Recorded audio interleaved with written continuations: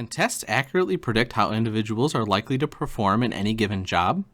Even the strongest supporters of tests will agree that not all tests are created equal, and that care must be exercised in their selection, implementation, and interpretation.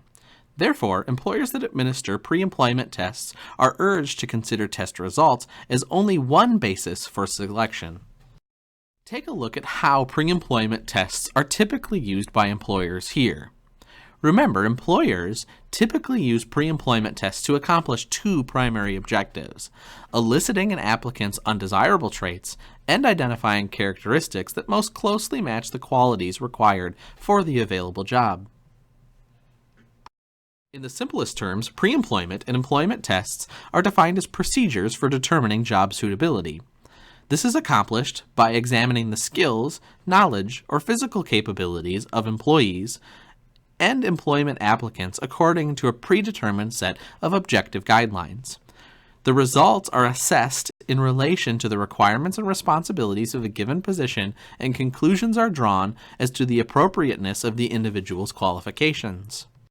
Advantages of pre-employment tests might include enabling employers to match an individual's abilities with potential requirements of a job, identify certain desirable and undesirable traits, protect against charges of negligent hiring, substitute for reference checks, which might be difficult to acquire, is inherently objective if validated, and distinguishes between otherwise similarly qualified applicants.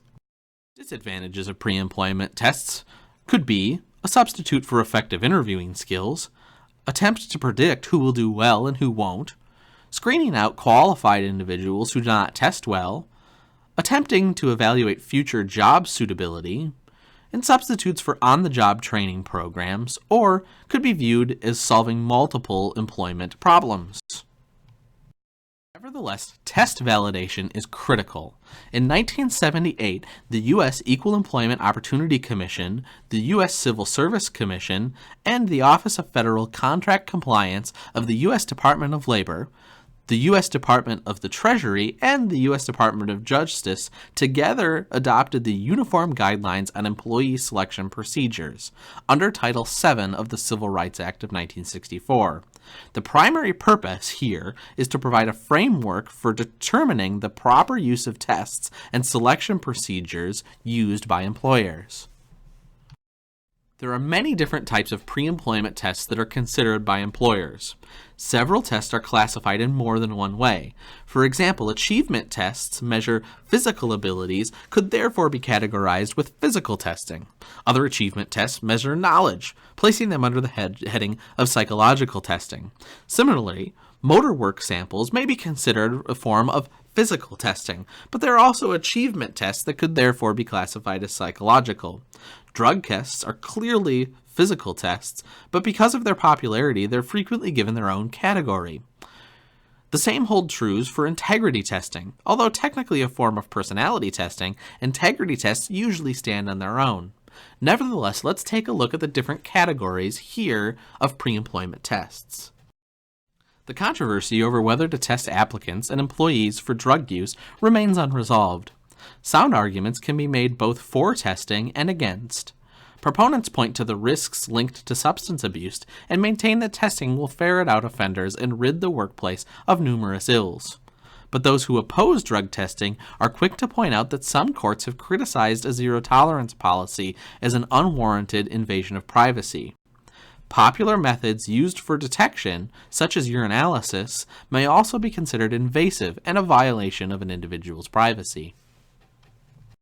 Psychological tests are viewed by proponents as tools for identifying and predicting behaviors that are relevant to a given position.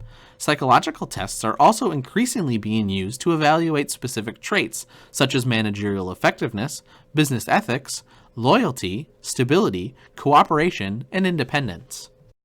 Personality tests are designed to assess the degree to which a person has certain characteristics or predict the likelihood that the person will engage in certain conduct. Should personality be a consideration when making a hiring decision? The answer to this question will vary job to job. Clearly, some tasks will be carried out more effectively if the incumbent possesses certain intangible traits. Integrity tests may reveal significant information relating to a person's honesty, dependability, trustworthiness, and reliability. Stated another way, they are used to identify individuals who are likely to engage in counterproductive behavior at work. Supporters of integrity tests point to reduced costs through the identification of individuals who are less likely to engage in inappropriate or unacceptable behavior, such as theft. Detractors express concern that applicants may provide inaccurate or dishonest information, thereby resulting in a false foundation upon which to make that decision. And finally, physical tests are intended to ensure a workforce that is physically capable of performing the essential functions of each job and not threaten the health or safety of others. Pre-employment physical exams and physical ability or psychomotor tests are the two primary forms of physical testing used by employers as hiring tools.